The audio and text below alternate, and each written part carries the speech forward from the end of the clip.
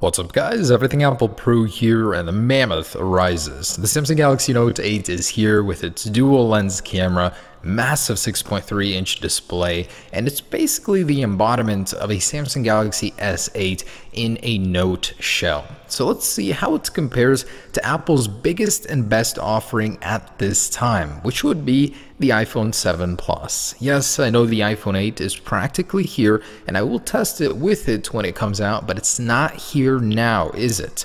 Anyways, let's go ahead and see how these compare in an ultimate speed test and see which one is the dominant winner. Apple with its A10 chip, which has proved to be quite the competition, as no smartphone has been able to surpass it, but the Note 8 comes with an additional gigabyte of RAM. So let's see if that makes an impact in a speed and day-to-day real-life usage comparison. And I just wanted to mention that using these things side by side makes my iPhone 7 Plus feel ancient. This thing is massive, dominated by that crystal clear OLED display.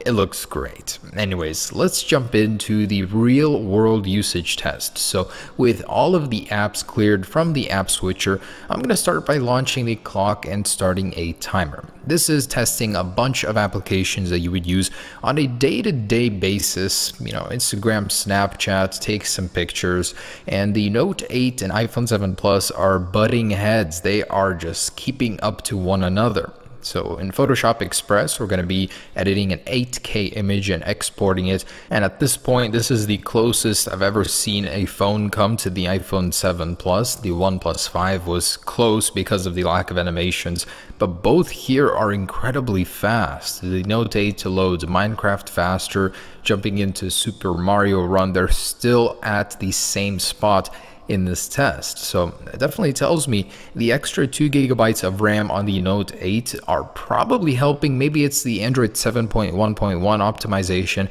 because the Galaxy S8 started to fall behind at this point.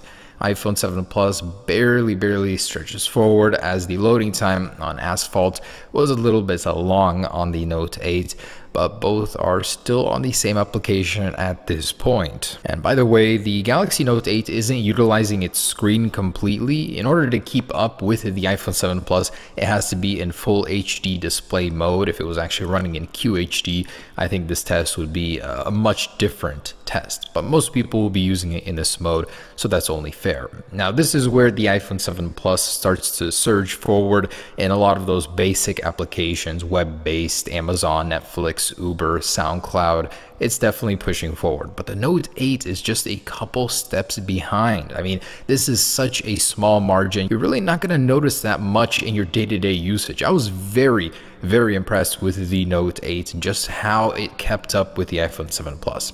Anyways, once we started editing a video or importing one into a video editor, Video Shop, this is a 4K, about a minute and a half of video, and it's the exact same one, exact same format on both devices. This is where the Note 8 started to fall behind. It took a lot longer for it to prepare the video clip and then to compile it and export it to the gallery. So in the meantime, the iPhone 7 Plus is on round 2. The iPhone has always been a champ of keeping apps running in the background, having them stay exactly where they were when you last left them, no matter how many you have open. So while the Galaxy Note 8 was still compiling the video, the iPhone 7 Plus was making the rounds into already opened applications and ready to go. So that's a round 2 for the iPhone 7 Plus on 10.3.3, which is pretty dang good, and it comes in at 31 seconds for round 2. Round 1 was 2 minutes and 49 seconds. It's very consistent with past results I've had in these kind of tests. So the Note 8 just finishes up now at 4 minutes and 29 seconds for round 1. And jumping into round 2, you can see that all of the applications are already loaded. The Maps, Photoshop Express, exactly where it was left. Export this one once again.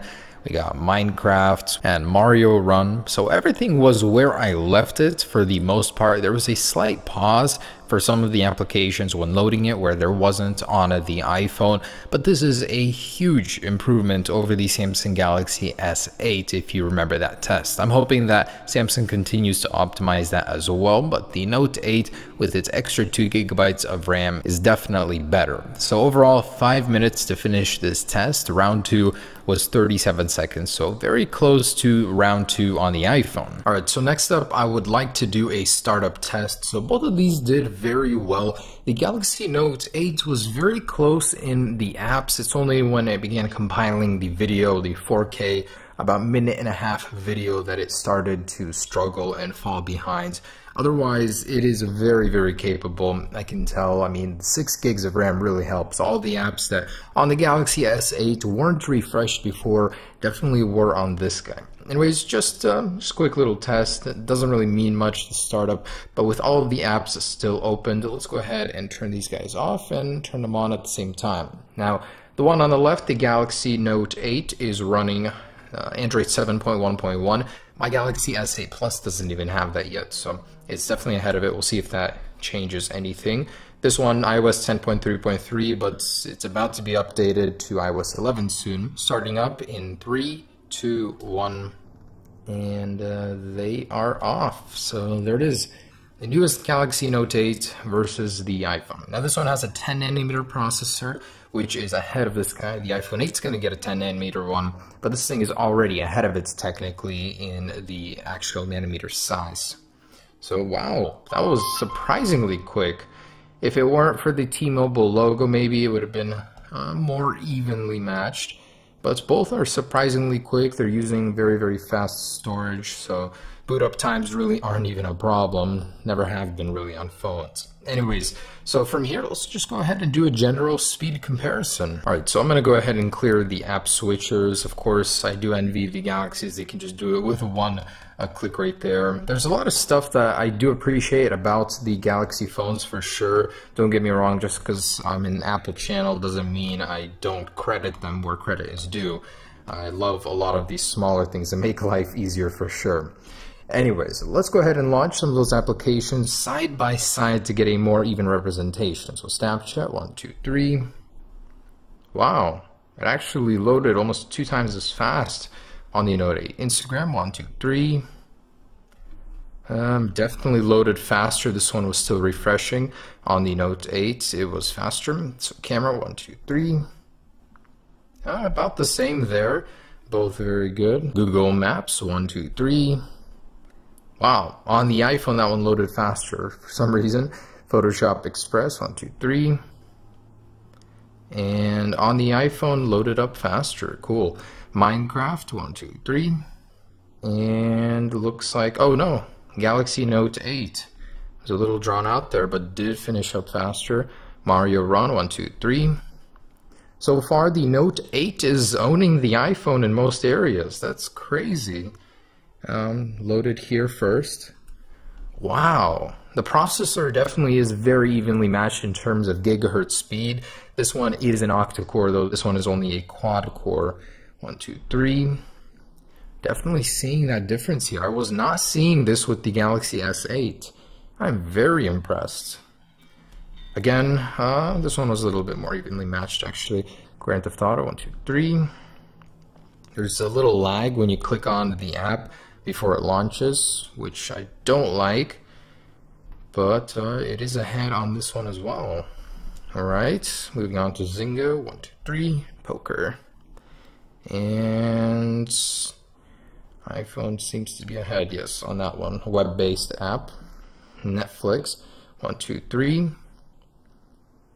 And faster on iPhone, the web-based stuff. Very, very close test. I'm very surprised by the Note 8. Again, it is the newer version. It's not really competing with the 7 Plus anymore. It's supposed to be competing with the iPhone 8, and we'll do that test later on, of course. But for the most part, I'd say that individual app launching, it was faster for most apps. All right, so let's go ahead and do some browser tests using the native Chrome browser and Safari on the iPhone. So starting with reddit.com, 1, 2, 3.